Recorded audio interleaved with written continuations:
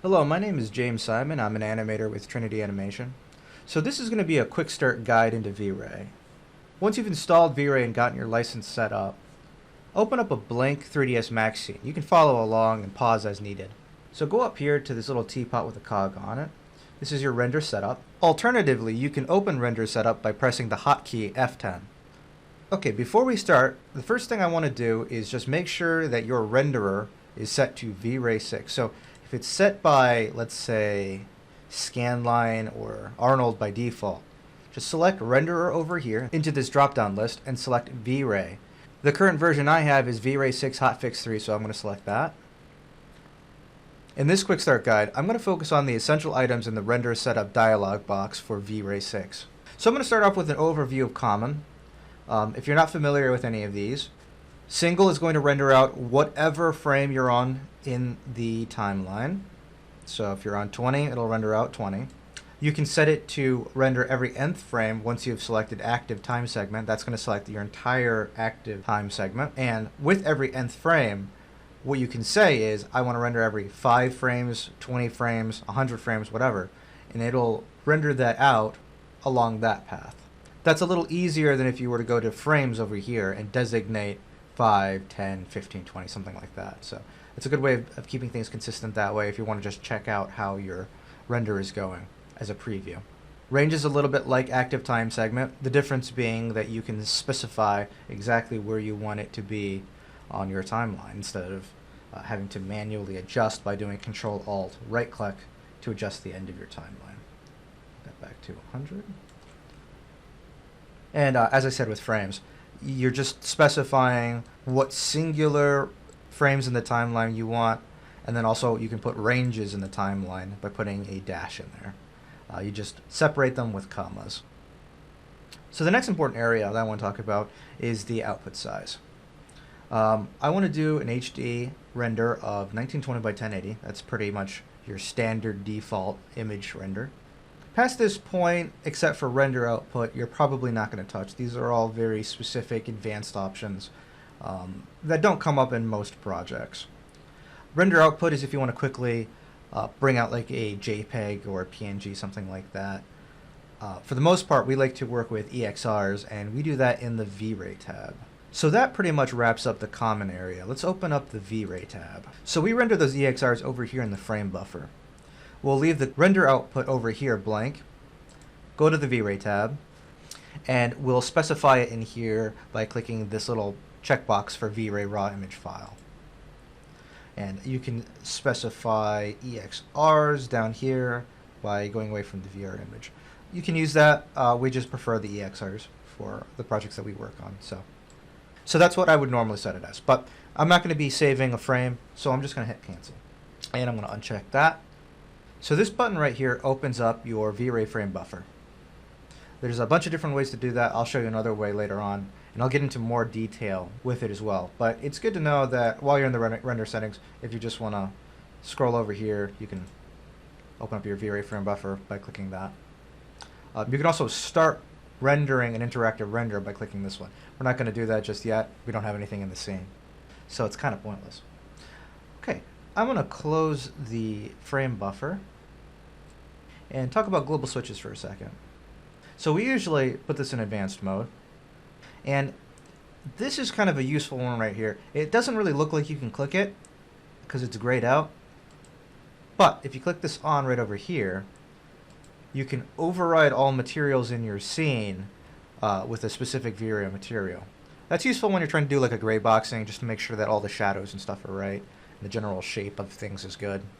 Really helpful for lighting. Another one that we're just going to leave off for right now because we're just going to focus on getting an object in the scene and rendering quickly. To that end, we're almost done here with the settings. So I'm going to close global switches. We're going to go from progressive to bucket. Now, 4 is good when you're doing test renders. We're just going to go straight up to maximum. 24, we never go really higher than 24. This is really good for most renders. If you're having any issues with the quality of the images coming out, you can always try bumping that up a little bit. But these settings by themselves are quite powerful. Okay, so we're done with this as well. The rest of these options are pretty much good as default. There really aren't any situations where these come up a lot in the pipeline. But they're there if you really have a very specific issue that you need to adjust for. So now we're going to go over to the GI tab.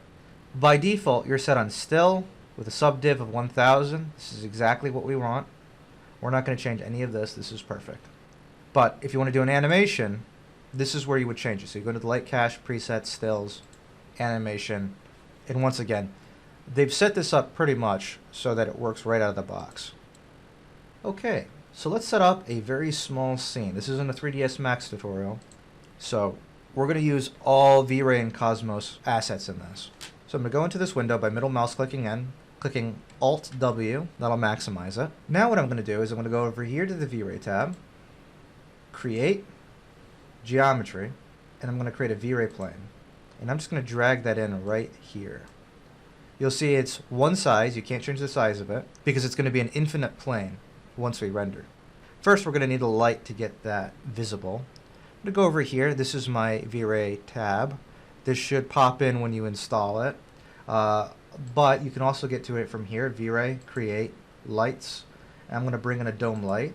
I think we're about ready to test. So now we're going to go down here to last VFB, open that up, and start interactive rendering. So we have a white infinite plane from my V-Ray plane, and what that dome light is doing is it's causing a very nice even light. Now, it's a little hard to tell exactly what's going on because we don't have an object in the scene. So we're going to grab a motorcycle from the Cosmos browser. I'm going to turn off Rail Clone real quick by right-clicking into the tab. Same for the Phoenix FD toolbar. And let's get a forest pack out as well. And so you can hide and bring back things just by right-clicking into one of these areas. So if you want to dock your V-Ray toolbar, that's a quick way of doing it. Or to turn it off and on again. Cosmos browser is this one right here. Okay, I go in here, type motorcycles. Okay, I've already downloaded this one, but you'll have a little option right here. If I select one like over here, see this blue button right here, you just click that and download it. If you don't want to do this motorcycle, you can do anything else in Cosmos. There's a whole variety of different objects you can bring into your scene. I just think this one looks a little nifty, so I'm going to bring that into this scene once I've downloaded it by pressing this import button right up here.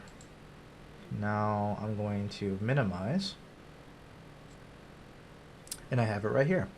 Let's bring up that last VFB, and you'll see we've got a pretty even lighting on it, and I would say it's a bit too even. To make things a little bit easier, I'm going to stop this, exit out. I'm going to click Standard, and then V-Ray Viewport IPR. So now that I have this viewport IPR going, I can navigate around my scene a little bit easier and check the lighting. I want to bring this dome light down. This is going to be my basic fill light. I think 0.25 or 0.05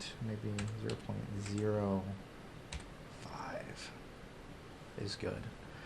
Just trying to prevent areas where it's like fully black. I want most of my work to be done by a V-Ray plane. I'll bring that in like that. Right-clicking to solidify it, and go to the modifiers tab. Bring it up.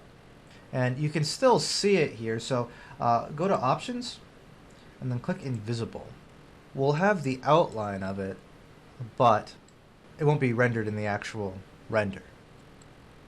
So when doing something like a motorcycle, it's cool to have it in kind of an action pose.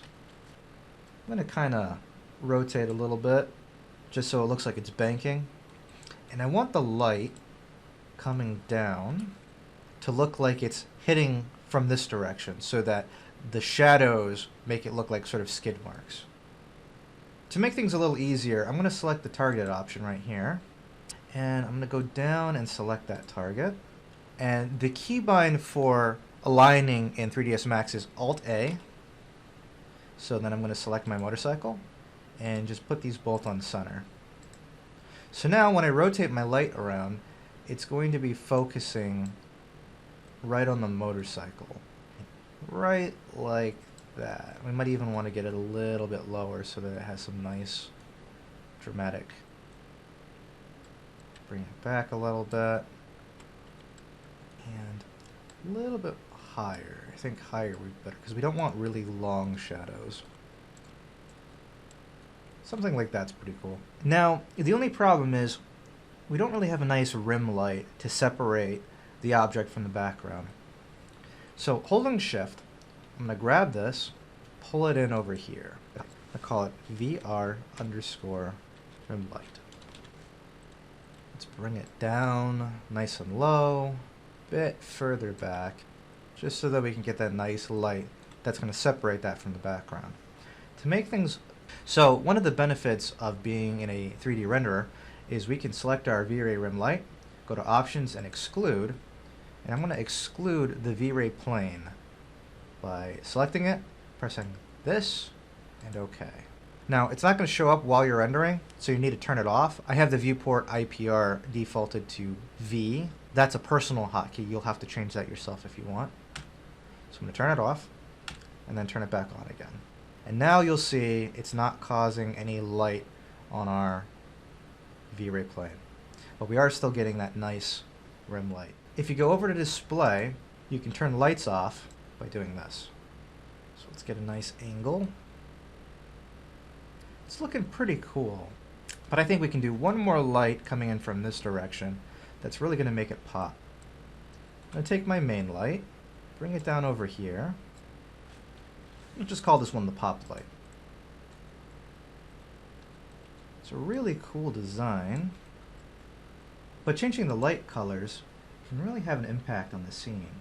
I'm thinking something kind of fun. Get it real nice down and low.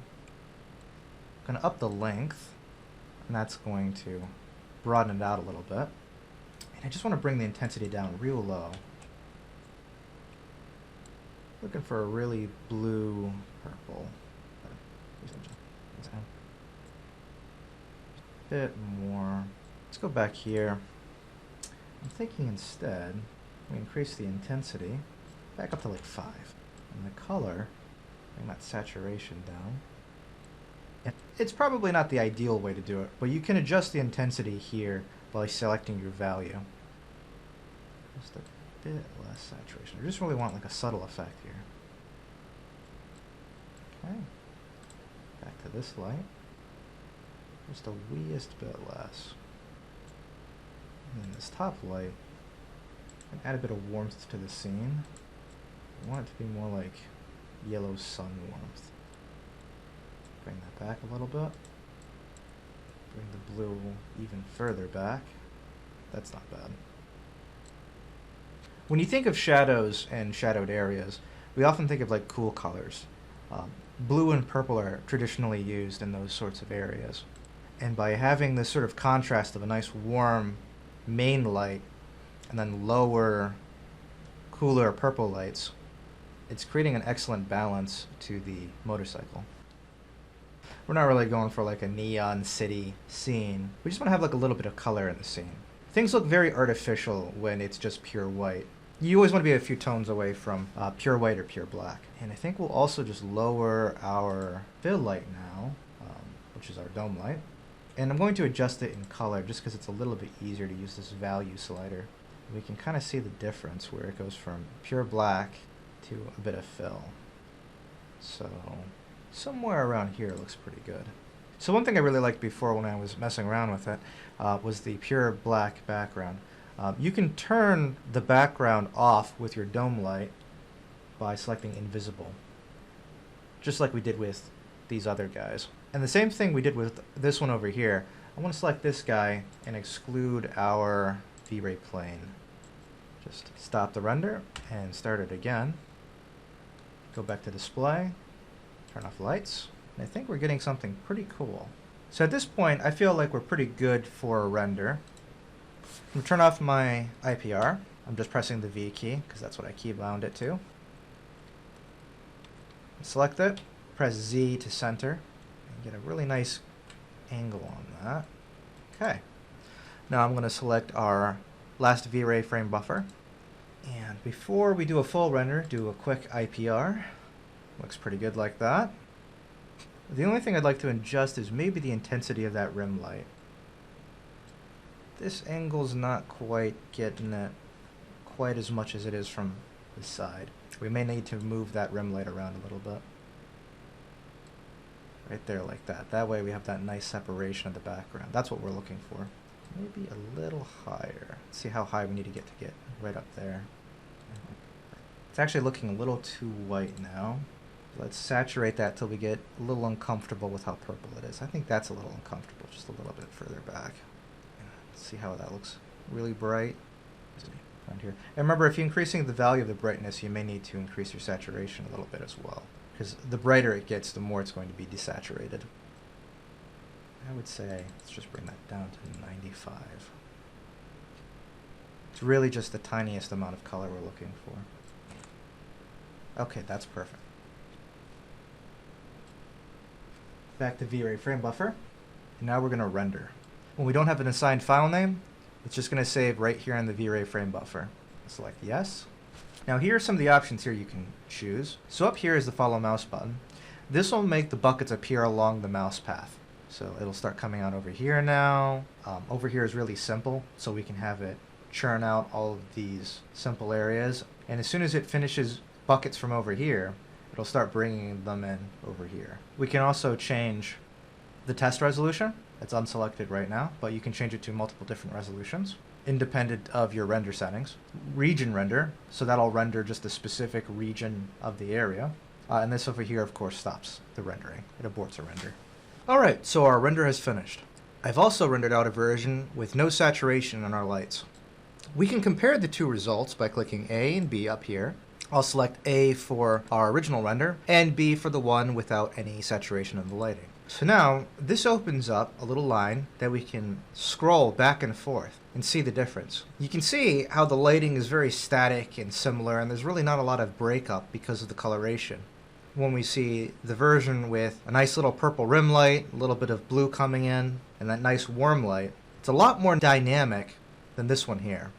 Now, if you wanted a little bit more versatility with the V-Ray frame buffer, open up your render setup, go to Render Elements, click Add, and then put in V-Ray Light Mix. This will give us additional options in the VFB once we've rendered. I've keyed out the colored lights on frame 0 and the desaturated lights on frame 1. You can do this by clicking Auto Key, going into your coloration, and then making any adjustments while you're in Auto Key mode. So I'm going to bring this down to about 80. I'm going to go back to the V-Ray frame buffer, and I'm going to click out of the AB and do one more render, making sure I'm on frame 0 as we're on single frame render. So remember, whatever frame we're on is the one that's going to get rendered.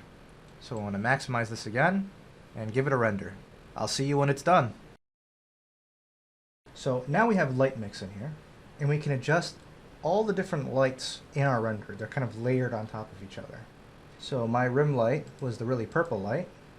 You see, we can actually add color to it in post. We can really see where that light is hitting. We can maybe even make it really futuristic-y, kind of neon-y. I'm going to just clear these out by defaulting them. You can also make these darker the same way you would playing around with the coloration and the value in Max. Really determine exactly how bright. I think I like that cyan, but we can also try maybe a little bit more royal blue. To the rim light, maybe I want that to be a bit more of a bluish violet, and try to see where it feels good. This is another way of doing things. So normally, when you want this kind of control over your renders, you'd have to render it out in several different passes. So it is beneficial to be able to make some of your aesthetic stills with light mix, figure out what kind of coloration works best for your scene, and then adjust your scene accordingly so that you get the same kind of look when you're doing a final animation.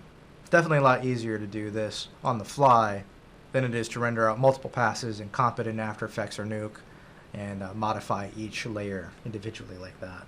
It's a very nice, clean interface. Always a good idea to throw in a light mix modifier. And I'll just show that once more in your render setup how to do that. Just go to Render Elements, Add V-Ray Light Mix. Super useful, super useful. I edited it twice now, but you can just delete an extra one by doing that. Okay, so I've played around with the settings a little bit. Now notice I've also increased this V-Ray light 2. This is our main light hitting the scene by about 1.5. So you can increase the intensity of the lights as well, which is another benefit of light mix. For finding that perfect amount, I feel like this is hitting something really magazine-like. I am still liking that sort of really intense orange glow that kind of reminds me of like more of like a 90s style magazine ad, or even an early 2000s magazine ad. This is a little bit more clean, and I can bring that back again, but just maybe reducing the blue. I'm just kind of trying to oppose that orange with a blue color to kind of get somewhere in between, bring that heat down a little bit. So when you get a light mix settings that you really like, you can click this button right here, to scene, and this will send all of the colors intensities back to the scene. So now here we are. It has brought those levels into the scene and adjusted them based upon our specifications. This is one of the reasons why light mix is a very powerful tool to use with V-Ray. The ability to take a render, adjust it in max without having to export anything at all, and then immediately send that stuff back to the scene and have it adjusted. It's very slight adjustments. If I move quick enough, you can probably tell that the lighting has adjusted and the coloration is a little bit different. Then compared to flat, let's see, it's a lot more dynamic, a lot more professional looking, and a lot more appealing.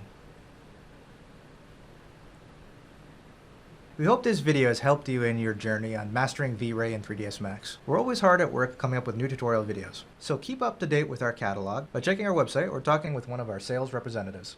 This has been James Simon with Trinity Animation. Happy rendering!